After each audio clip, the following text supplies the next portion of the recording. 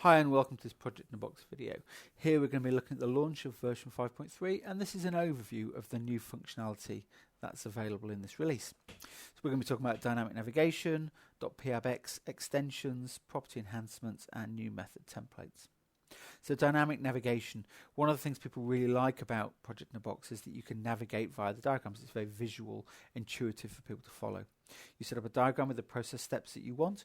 As people click on them, they get the documentation relevant to that process step.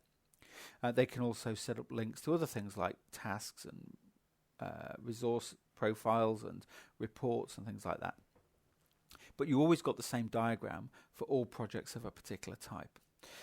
Now, though, you get a particular diagram for each project. They're based on that standard template, but you can set up data properties that you want to appear on that diagram. And so it'll populate that with information relevant to the particular project. So here we can see statuses and stats from the project, who got particular roles, properties associated with the process status and descriptions, etc. All bring that to live. It means that you can see exactly what's going on as soon as you open the project, and it gives a much better interaction for people. People can see which process they're on at the moment, for example.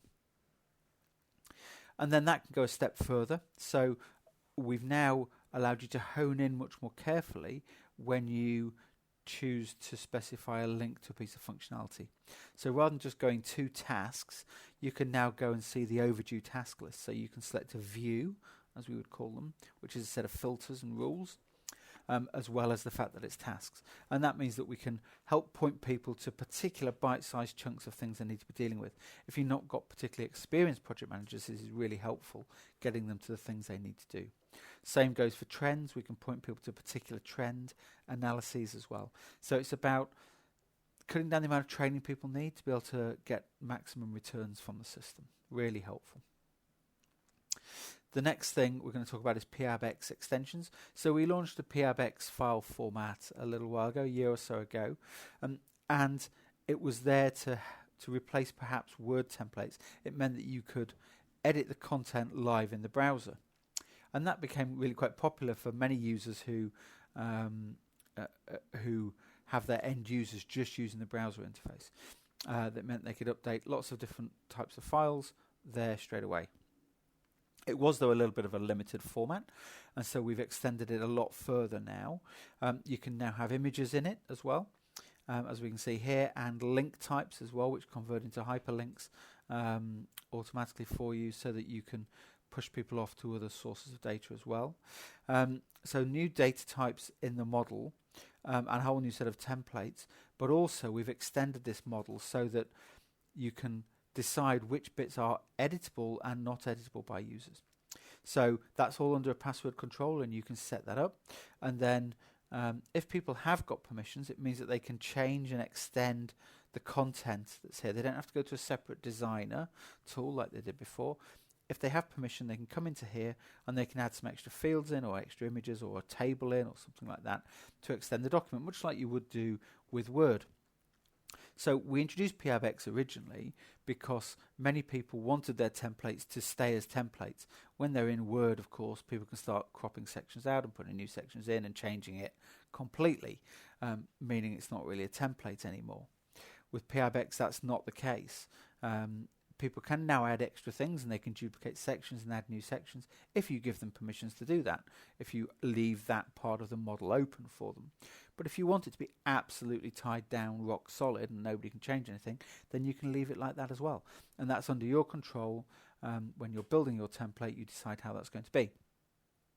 So there is now the ability to edit. You come to a little cog here, and you can then edit the particular current item or section, depending on, like I say, the permissions, and you can choose the different types available and set up the sizes and layouts of those things.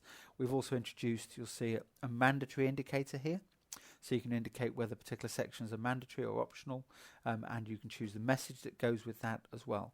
So really quite a lot more sophisticated, responding to things that users have said to us as they've been using it so far, and giving you the control to update that as you want to. We also give you more information about these now as well. So if you've got one that you're working on that you've checked out in the browser, it lets you know that. checked out on the server as opposed to checked out on the desktop, because of course some people are using both interfaces. So real big extensions to the PIABX model, and a whole new set of methods which include those as well. Properties are a really quite important part of our data model. We collect properties about lots of different things, and they're held normally at the project level, but we also have a new set of properties now which are process properties. So you can define the model types and then collect information for your process steps. So in this case we've updated information about our process with some notes and a status from a pick list, and that can be then immediately reflected into the diagram. It's part of that property model that we can inject dynamically onto the diagram. So my status change shows up here, my description of what's going on in this process shows up here. So we can give people straight away that key bit of information. We can also of course use that in reporting. So here we can see the set of process statuses for a particular project model, a 5-step model in this case, and see how they are progressing against those, and again that's showing into one of our new standard reports there as well. We've also introduced a better form for completing system project properties. These are things that you choose to define yourself. We've had this in the browser for a while. This is also equaling up the functionality in the Windows application. Previously in the Windows application you would see a list of all the properties, even if there were say 50 of them in one block, and you'd fill in the ones you wanted. Now, in the same way as it is in the browser, you can specify a particular view and it will open with that view so that they're the set that you update, a subset in other words of the overall set, and you can set the order that you want those to appear in. So that allows people to focus their team members in on the particular things they want them to update at a certain point in time, and of course as you can tie that back from the diagram, you can build that into your process flow. And then the last thing I want to talk about in this release is new set of method templates. So we've got all that nice new functionality. We want you to be able to use that straight away. So we've got a full set of new method templates which use exactly the same process structures as the last set of method templates, the 2018 set that we put out. And that means that if you have some existing projects running, you can just switch the method template to the equivalent 2020 method, and that will give you all that extra navigation and interesting stuff immediately. Your processes will still work, but it'll show up all your data on those diagrams straight away. And we have a full set of those. We've got our n-step method, so we've got 1-step, 3-step, 4-step, and 5-step here. There's the 5-step one. But we also have a variation on the 4-step, which is the demand management process for handling ideas, where the project starts initially gated behind an approval gate for the idea. We collect further information about that idea and allow people to judge whether that's worth taking forwards to delivery, and then you can flip over into the standard 4-step model. 4-step model tends to be the most commonly used one, so we've built it around that, but you could of course apply that approach to all of them if you wanted. So we've got 1, 3, 4, 5-step and demand management. We then also have our proposal preparation process for supporting the sales process. You can see this one again follows some of those same sorts of techniques. We've got Practical Scrum, which we released about a year ago, and that's obviously updated here for those new ideas as well. And then we've got the Praxis Framework and the Prince2, official Prince2 method template. These two have a slightly different approach in that they don't have quite so much injection onto the standard diagrams because there's many standard diagrams there. Instead, we've provided like a dashboard model which sits in at the end, and you can click into it at any point during the project and see that latest status information, and that's driven by a status button on the navigation bar of the normal diagrams. All of these follow a broadly house style, but they're all slightly different, and we've done that to indicate to you that this isn't a fixed set of functionality. You can pick and choose what you want to use out of this set. Many of our methods will use the same reports and the same data properties because in practice that's what it's like. Organizations decide what they want to collect, and they collect some core set of things in a standard way across all of their project models, but they'll collect some slightly different things from different types of projects, and they might want to display different things in different types of projects depending on their scale and complexity. So Lots of different ones there. In fact, that's a subset. There are some extra methods as well, which I haven't fitted on the page. But there's a full set of those new method templates available as part of the new release.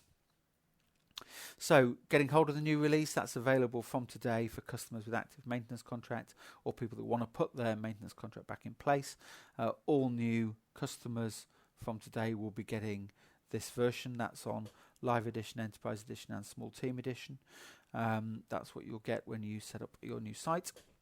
And for existing hosted SaaS customers, so Live Edition, etc., you can choose when you want to upgrade. We'll take you through that upgrade process at a convenient time for you. We haven't changed our pricing with this new release. It's exactly the same as it was before. Small Team Edition starter pack for £1,000, Enterprise Edition at £5,000, and the Live Edition starter pack at £3,600 a year.